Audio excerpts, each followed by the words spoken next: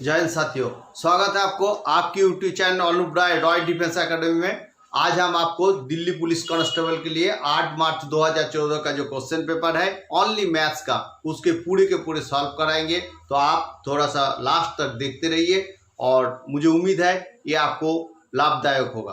तो चलिए क्वेश्चन शुरू करते हैं।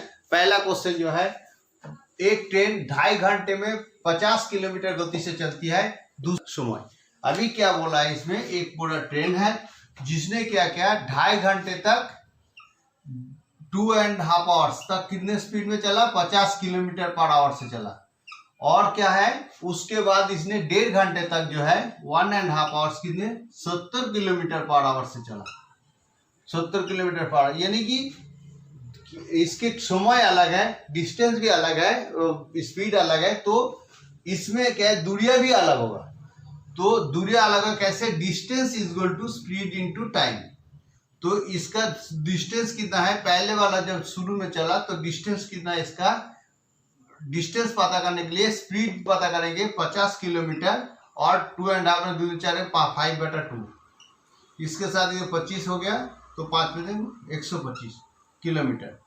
पहले ये इस स्पीड में इतना घंटा से 125 किलोमीटर गया है। दूसरा बार उसने क्या किया, फिर distance is equal to 70 kilometre और 3/2, इसके साथ 35, यानी कि 105 किलोमीटर गया। ये फिर 105 किलोमीटर बाद में गया, पहले 125 किलोमीटर गया फिर 105 किलोमीटर गया। और टोटल हम इसको जोड़ देंगे तो 10 हाथे गया 3 और 2, 230 किलोमीटर गया। तो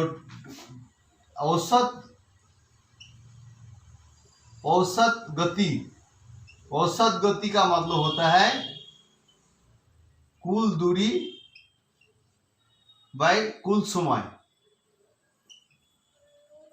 तो हम इसको लिख सकते हैं 230 है टोटल डिस्टेंस और समय है 2.5 घंटा और 1.5 घंटा। ये 1.5 घंटा और 2.5 घंटा जोड़ने से 4 घंटा होता है। तो 4 से डिवाइडेड करेंगे equal to 57.5 kilometre per hour. तो इसकी जो औसत चाल है, औसत चाल 57.5 किलोमीटर पर आवर है। अगले क्वेश्चन दिया है 60 लीटर एक मिश्रण में अम्लों तथा जल का जो मात्रा है 2:1 है। अम्लों तथा जल का अनुपात 1:2 करना है। तो बढ़ाए जाने वाले जल का मात्रा बताओ। अक्सर क्या होता है, जल का परिमाण बताओ। देखो अम्ल है और ये जल है,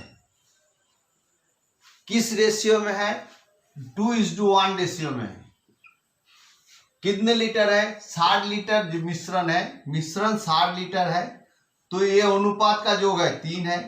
3/2 इज इक्वल टू ये क्या है 20, यानी कि 40 लीटर इसमें अम्ल है और 60/3 इंटू 1 यानी कि 20 और ये 40, यानी कि 20 लीटर जल है, 40 लीटर अम्ल है। 60 लीटर एक मिश्रण में अम्ल और जल का अनुपात 2:1 है, यानी कि मिश्रण के अंदर हमने भाग किया तो ये अनुपात है और ये लीटर है। ये 40 लीटर है और ये 20 लीटर जल है। अभी बोला गया है यदि अम्लों और जल के अनुपात में 1:2 करना है तो बढ़ाए जाने वाले जल का अनुपात बताओ। तो जल के अंदर हमने क्या किया, ये जो अनुपात के साथ हमने 1 लीटर जल मिला दिया, अनुपात बढ़ा दिया। तो बढ़ाने से क्या होगा, हम लिख सकते हैं शर्तानुसार 20 + x, ऊपर अम्ल लिख देते हैं 40, नीचे 20 + x करते हैं ताकि हमें मिश्रण का अनुपात 1:2 हो जाएगा। अगर अम्ल और जल के अनुपात में बढ़ाए जाने वाले जल का मात्रा बताओ।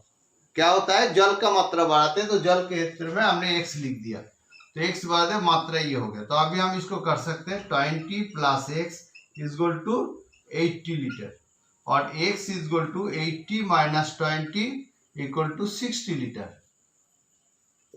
तो यानी कि पानी का मात्रा जो है या जल का मात्रा कितना है, अनुपात में 60 लीटर है, जल का मात्रा 60 लीटर है। क्लियर है, ये आंसर है।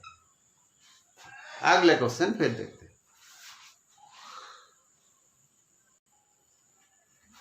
5 सदस्य वाले एक परिवार का औसत आयु 33 वर्ष है। सबसे छोटा सदस्य 9 वर्ष का है। परिवार में सदस्यों का औसत आयु सबसे छोटे सदस्य के जन्म से ठीक पहले कितने वर्ष की थी, ये भी औसत पूछा है। देखो क्वेश्चन कैसा है, इसमें क्या है, 5 सदस्यों का औसत आयु बोल दिया 33 वर्ष, तो 5 सदस्यों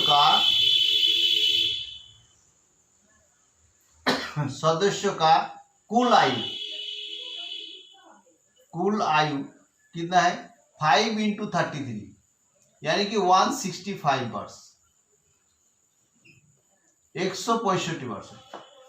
अभी क्या बोला, सबसे छोटा सदस्य 9 वर्ष का है। अगर सबसे छोटा सदस्य को छोड़कर बाकी का आयु कितना है, सबसे छोटा सदस्य को छोड़कर सबसे छोटा सदस्य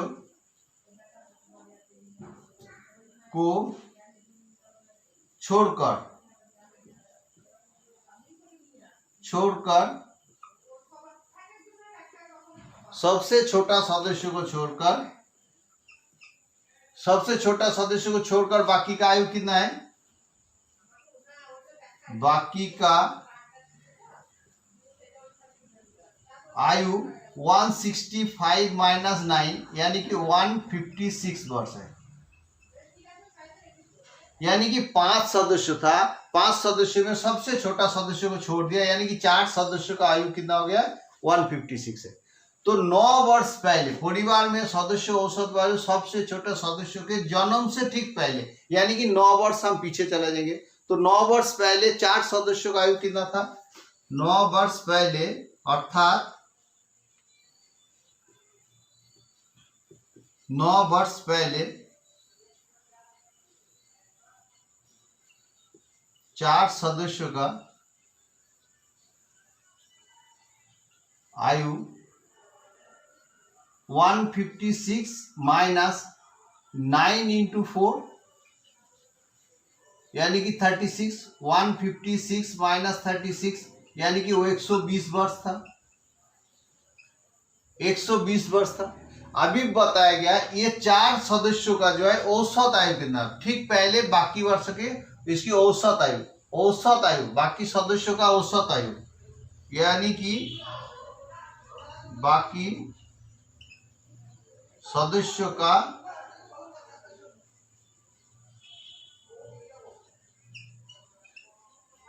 औसत आयु 120/4 यानी कि 30 वर्ष है, 30 वर्ष। ये आपका उत्तर पूछा गया, औसत आयु पूछा, बाकी छोटे 9 साल पहले जब है बाकी सदस्यों का औसत आयु कितना, तो 30 वर्ष है। अगला क्वेश्चन दिया है, एक कॉलेज में 40% विद्यार्थी ए समूह में आता है यानी कि ए ग्रुप में आता है, और शेष के 75% विद्यार्थी बी समूह प्राप्त करते हैं, तथा बचे 12 विद्यार्थी जो है सी समूह को प्राप्त करते हैं। तो विद्यार्थियों का कुल संख्या बताइए। तो हमने क्या करना, 3 ग्रुप बना दिया, ए बी और सी। सबसे पहले कॉलेज में 40% विद्यार्थी ए समूह में आता है, तो 40% तो ए समूह में आ रहा है, और दूसरा बोला है शेष के 75% यानी कि 60%, 40% चला गया तो बचता कितना, 100 में से 60%, तो 60% के 75% यानी कि 60 इंटू 75/100। इसके साथ इसको काटेंगे 25 से, 3 और 4 होता है, 3 पैसे 4, इसके साथ 15 होता है, यानी कि 45% है। सभी परसेंट है तो ये भी परसेंटेज में होता है, तो 45% इसमें हो जाता है, क्या है, विद्यार्थी बी प्राप्त ग्रुप में आता है, तथा शेष बचे 12 विद्यार्थी सी में आता है। बाकी 12 विद्यार्थी है ओनली जो कि शेष ग्रुप में आता है, तो परसेंटेज के हिसाब से शेष कितना बचता है भाई, 40 और 45 हो गया तो 85% हो ही गया, ये दोनों जोड़ने से 85% हो गया, बचता है कितना, 15%। तो 15% मतलब होता है 12 कैंडिडेट, 12 विद्यार्थी, तो 15% का मतलब कितना है, 12 कैंडिडेट है, तो कुल विद्यार्थी कितना था, यानी कि 100% कितने को, 1% का मतलब होता है 12/15, और 100% का मतलब होता है इंटू 100। इसके साथ काट दे 5 से, 3 × 5 = 15 और 5 × 6, इसके साथ है 4, तो ये क्या हो गया 4 × 20 चलो 80, 80 विद्यार्थी है। तो विद्यार्थियों का कुल कितना संख्या है 80। क्लियर है। अगले क्वेश्चन, अगला क्वेश्चन देखो, 3 संख्याओं का अनुपात 1:2:3 है। यदि प्रत्येक संख्या में 5 जोड़ दिया जाए तो अनुपात 2:3:4 हो जाता है। तो संख्याएं क्या है वो बताइए। देखो अगर मान लो संख्या क्या है A B C, तीनों संख्या है जिसकी अनुपात दिया हुआ है 1:2:3। अभी बताया क्या है, प्रत्येक संख्या का अनुपात के साथ 5 अगर जोड़ दिया जाए संख्या के साथ तो इसकी अनुपात क्या हो जाएगा 2:3:4 हो जाता है। तो यानी कि अनुपात का जो अंतर है ये 1 है, इधर भी अंतर 1 है, इधर भी अंतर 1 है। अगर प्रत्येक के साथ 5 जोड़ दिया जाए यानी कि 1 अनुपात जो है 5 को जाहिर करता है। तो बात सही है, तो 5 को जाहिर, इसको 5 से गुना कर देंगे तो 5 × 2 = 10 हो जाता है, इसको भी 5 से गुना कर देंगे हो जाता है 15 होता है, इसको 5 से गुना कर देंगे तो 20 हो जाता है। तो नई जो संख्या है ये 10, 15 और 20 है, ये तीनों संख्या है। क्योंकि एक अनुपात जो है 5 को जाहिर करता है, तो यानी कि अनुपात का रेशियो के साथ अंतर जो है 5 का है, तो हमने संख्या अंतर को गुना कर देंगे तो 10 ही अनुपात 10:15:20 और ये तीनों संख्या मिल जाता है। क्लियर है। अगला क्वेश्चन,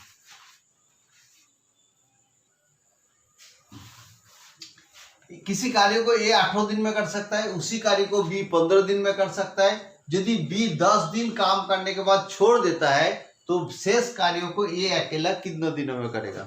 क्वेश्चन देखिए, A कितने दिन में करेगा 18 दिन में, B उसी कार्य को कितने दिन में करेगा 15 दिन में।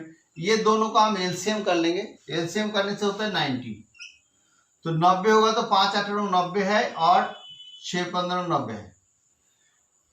अभी क्वेश्चन में बोला इसका मतलब टोटल यूनिट का काम 90 है। A का एक दिन में 5 यूनिट काम कर सकता है, B उसी प्रकार 6 यूनिट का काम कर सकता है। लेकिन B ने क्या किया, B ने 10 दिन तक काम किया, यानी कि 60 यूनिट काम B ने करके चला गया। और शेष कार्यों कितना है, अगर 90 में से 60 यूनिट काम करके चला गया तो बाकी बचता है कितना है, बाकी जो है 30 यूनिट काम बचता है। 30 यूनिट काम बचता है जो कि ये अकेला कितने दिन में करेगा, तो ये 5 दिन में 1 यूनिट काम करता है। 5 यूनिट जो है बी ए का 1 दिन का काम है, इसको 5 से भाग कर देंगे यानी कि 6 दिनों में काम को पूरा करेगा। 6 दिनों में काम को पूरा करेगा। तो ये अकेला कितना दिनों में करेगा, 6 दिनों में करेगा। नेक्स्ट क्वेश्चन, क्वेश्चन में दिया है एक दुकानदार ने किसी वस्तु को 170 रुपया में बेचकर 15% का नुकसान उठाया, 15% का नुकसान उठाया। यदि वो 20% का लाभ लेना चाहे तो कितने रुपया में सामान को बेचना चाहिए, यानी कि उसका सेलिंग प्राइस कितना होना चाहिए। मैं इसको शॉर्टकट थ्योरी में करूंगा। सबसे पहले इस सवाल का क्या है, कॉस्ट प्राइस निकालना है और कॉस्ट प्राइस के ऊपर फिर प्रॉफिट निकालना है। 2 तरीके से होता है। शॉर्टकट तरीका है, इसको सेलिंग प्राइस यानी कि बेचने का जो मूल्य है टोटल 170 रुपया है, उसने क्या किया, पहले 15% लॉस उठाया। 15% लॉस मतलब ऊपर है कॉस्ट प्राइस, ये 85। फिर किसने किया, ये 20% लाभ उठाना चाहिए। 20% लाभ मतलब 120 रुपया, 120 रुपया बाई 100, यानी कि दोबारा सुनिए, यानी कि 15% लॉस मतलब उसका कॉस्ट प्राइस जब हम निकालेंगे तो कितना होगा, 15 रुपया सेलिंग प्राइस होने से कॉस्ट प्राइस 100 रुपीज होगा। तो उसी प्रकार 170 रुपया होने से कितना होगा, तो हमें इसे कॉस्ट प्राइस मिल जाएगा। फिर उसके क्या है, उसी कॉस्ट प्राइस के साथ ही हमने सेलिंग प्राइस 20% प्रॉफिट मतलब 120 रुपया है। 120 रुपया प्रॉफिट निकालना है तो बटा 100 देके करेंगे। देखो कैसे, इसके काट देंगे, इसको काटेंगे तो 5 × 7 = 85 और 5 × 24 = 125। इसके साथ इसको काटेंगे तो 10, यानी कि 240 रुपया होता है। उसको 240 रुपया में बेचना चाहिए। मैं जो चीज मैंने आपको बताया उसको मैं आपको दोबारा दिखा देता हूँ। देखो सबसे पहले उसको 15% लॉस, 15% लॉस मतलब 85 रुपीज का जो सेलिंग प्राइस हो गया और कॉस्ट प्राइस कितना होना चाहिए कॉस्ट प्राइस उसको 100 रुपीज होना चाहिए। तो 1 रुपये में कितना होना चाहिए 100/85। तो वो 170 रुपये में वो बेचा है, तो 170 रुपये में कितना होना चाहिए 100/85 इंटू 170। 170 इसके साथ इसको काट देंगे तो 5 7 5 हो जाता है, ये 10 होता है, इसके साथ इधर 20 हो जाता है, यानी कि 200 रुपया क्या है इसका कॉस्ट प्राइस है। 200 रुपया इसका कॉस्ट प्राइस है। अभी इसके ऊपर लाभ करना है, 20% लाभ करना है। तो 20% लाभ का मतलब 20% प्रॉफिट। 20% प्रॉफिट का मतलब है 100 रुपया अगर उसका कॉस्ट प्राइस है तो सेलिंग प्राइस कितना है 120 रुपया। 1 रुपया है तो 120/100 और 200 रुपया है तो कितना है 200 रुपये में कितना होगा। तो इसके साथ इसको काट देंगे तो 2 होगा, तो 120 इंटू 2 यानी कि 240 रुपया होगा। ये इसके आंसर है। ये थ्योरी था, ये शॉर्टकट थ्योरी है, दोनों में मैंने बता दिया। अगला क्वेश्चन दिया है, एक आयत का लंबाई 20 सेंटीमीटर और क्षेत्रफल 200 वर्ग सेंटीमीटर है। यदि केवल लंबाई को बढ़ाकर उसका क्षेत्रफल 6/5 गुना कर दिया जाए तो आयत का परिमाप सेंटीमीटर में क्या होगी। तो ये आयत है जिसका लंबाई और चौड़ाई समान है और एंगल 90 डिग्री का है, और इसमें जो है ये लंबाई बोल दिया 20 सेंटीमीटर, चौड़ाई नहीं बताया, लेकिन इसकी क्षेत्रफल बता दिया। तो क्षेत्रफल जो है क्षेत्रफल बराबर लंबाई गुना चौड़ाई। तो क्षेत्रफल बता दिया हमारे 200 सेंटीमीटर और लंबाई बता दिया 20 और चौड़ाई हमें पता नहीं। तो हमने इसको चौड़ाई मतलब कितना होता है इसके साथ इसको काट दिया तो 10 सेंटीमीटर इसका चौड़ाई मिल गया। अभी बताया गया केवल इसका लंबाई को बढ़ाकर उसका क्षेत्रफल का इतना गुना हो जाए। तो क्षेत्रफल तो हमें पता है, क्षेत्रफल कितना है, क्षेत्रफल तो 200 है। क्षेत्रफल का कितना गुना, क्षेत्रफल का 6/5 गुना हो जाए। लंबाई को बढ़ाना है, चौड़ाई तो एज इट इज रहना है, तो क्षेत्रफल का कितना होता है 6/5 गुना, यानी कि 200 का 6/5 यानी कि 4 40 4 6 24 240 सेंटीमीटर स्क्वायर इसका क्षेत्रफल हो जाता है। तो सेम इसी प्रकार चौड़ाई हमें मिल गया, लंबाई हमें पता नहीं है, तो लंबाई गुना चौड़ाई, चौड़ाई तो ब्रीथ कितना 10 सेंटीमीटर इक्वल टू 240, तो एल इक्वल टू इसके साथ इसको काट दिया 24 सेंटीमीटर।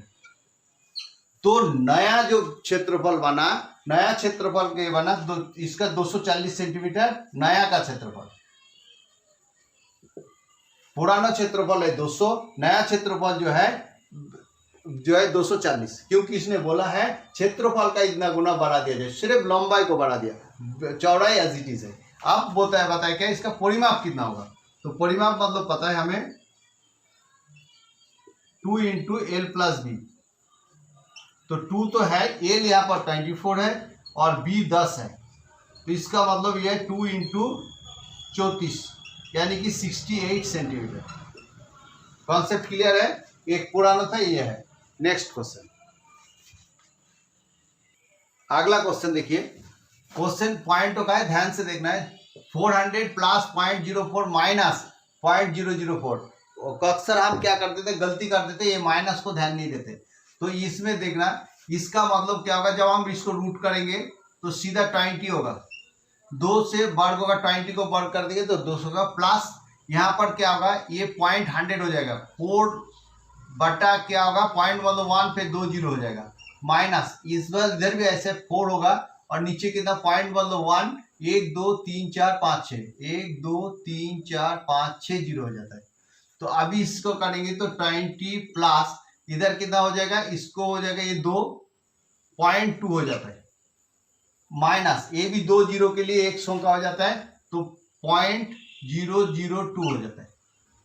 तो क्योंकि ये 10 इंटू 10 100 हो जाता है, ये तो इसी हिसाब से 10 होगा तो 0.2 हो जाता है। इसको हम करेंगे तो 20.2 माइनस 0.002 होता है।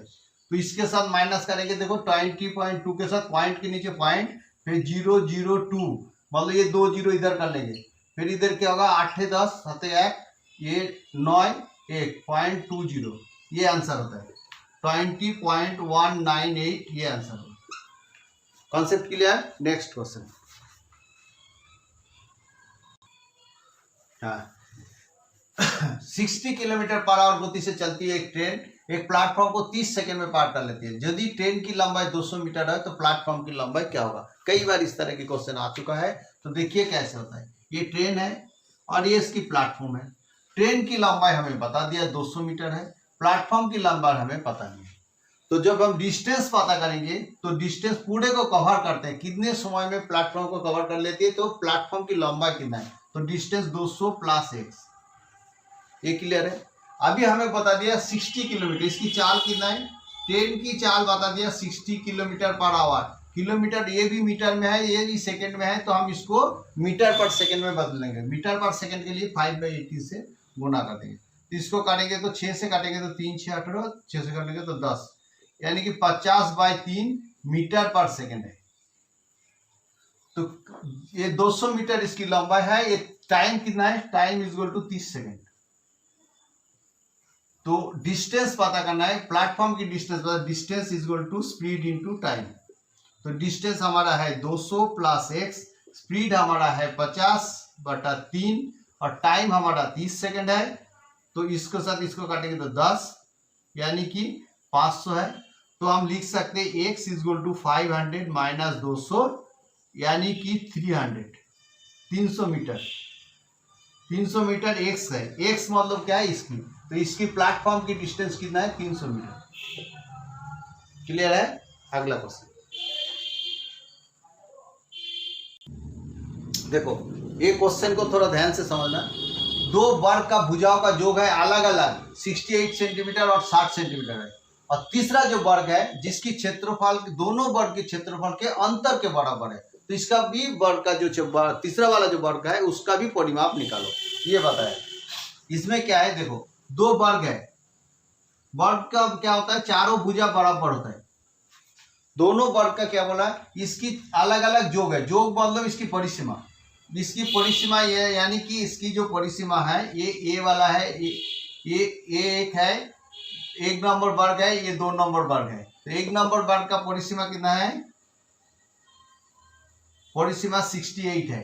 परिसीमा 68 है, तो यानी कि इसका जो है 4 से भाग कर देंगे तो एक भुजा मिल जाएगा। तो इसका परिसीमा एक भुजा मिल जाएगा, इसका अनुरूप इसका काट दिया तो 7 17 68। और दूसरे वाला वर्ग है, इसका क्या 60 है परिसीमा, तो इसको भी 4 से भाग कर देंगे तो 15 है। तो यानी कि इसका एक भुजा 17 है, इसका एक भुजा 15 है। वर्ग का चारों भुजा बराबर है, तो ये सभी भुजा क्या 17 है और ये 15 है।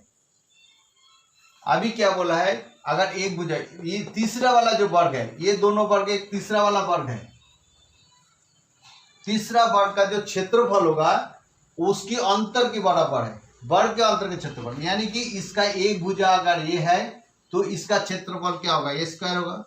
ए स्क्वायर इज इक्वल टू कितना होगा, ये जो दोनों भुजा है, दोनों भुजा, इसका एक भुजा क्या 17 है, इसका एक भुजा 15 है, तो यानी कि 17 का स्क्वायर माइनस 15 का स्क्वायर के बराबर होगा। ये कंडीशन बताए।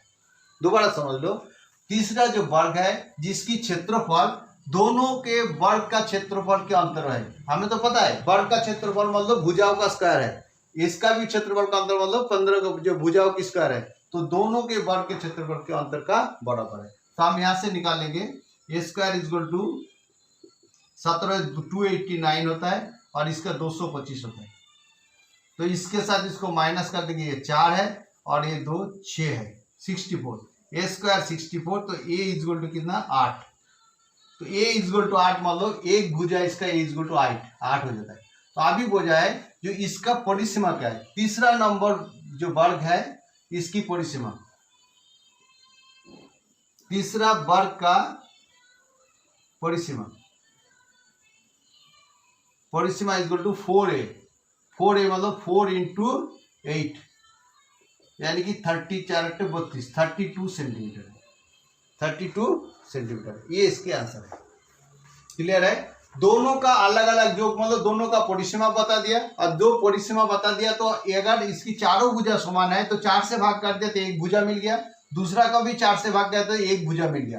तो हमें जब इसकी वर्ग बोलेगा या क्षेत्रफल बोलेंगे तो इसकी वर्ग हो जाएगा। तीसरा लाइन इंपॉर्टेंट है, तीसरी बार जिसका क्षेत्रफल का दोनों का वर्ग का क्षेत्रफल का अंतर बराबर है, दोनों का वर्ग का क्षेत्रफल का अंतर के बराबर ये है, तीसरा वाला क्षेत्रफल है। तीसरा वर्ग का क्षेत्रफल दोनों का वर्ग का क्षेत्रफल के अंतर के बराबर है। तो हम इसको यहाँ से ए ले लिया, ए का मतलब हो गया, तो इसका भी क्षेत्रफल नहीं पूछा, इसका परिसीमा पूछा। परिसीमा मतलब 4a 4 × 32 सेंटीमीटर। उम्मीद है आपको समझ में आ गया। अगला क्वेश्चन, अगला क्वेश्चन देखो, ये क्वेश्चन में हर एक क्वेश्चन का ऑप्शन रहता है, इसमें भी ऑप्शन है। तो ये क्वेश्चन थोड़ा ऑप्शन बेस्ड क्वेश्चन है। पिछले वर्ष मेरी आयु पूर्ण वर्ग में होगी थी और अगले वर्ष घन संख्या में होगी, तो वर्तमान वर्ष आयु बताइए। एक नई टाइप का क्वेश्चन है। देखो जैसे ऑप्शन नंबर 26 ले लिए, तो क्या बोला, पिछले वर्ष मेरी आयु पूर्ण वर्ग में थी, यानी कि पिछले बार 1 साल पहले 25 था। 25 जो है किसी संख्या का वर्ग है 5 का। अगले वर्ष ये संख्या घन में होगी। अगले वर्ष मैंने 26 के साथ प्लस कर दिया, यानी कि 27 है। 27 भी किसी का घन है, ठीक है। तो यानी कि कंडीशन नंबर 1 फुलफिल करता है, तो ये कंडीशन का वाला आंसर होगा, बाकी का नहीं होगा, देख लेना। ओके, अगले क्वेश्चन भी है 70 पैसा 2 रुपया का अनुपात क्या होगा। 70 पैसा भी 70 है और 2 रुपया को अगर पैसा कर लेंगे तो 200 हो जाता है। तो इसके अनुपात पूछा है, तो सीधी सी बात है, ये भी काट गया, ये भी काट गया, तो 7:20 हो गया। ये है आंसर। नेक्स्ट,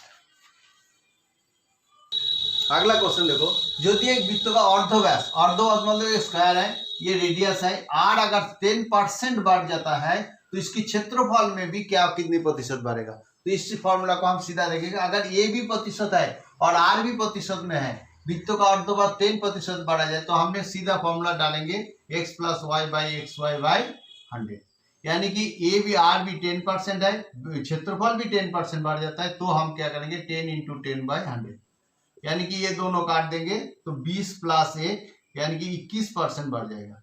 कितना परसेंट बढ़ेगा? 21%। ये इसका आंसर होगा। अगला क्वेश्चन,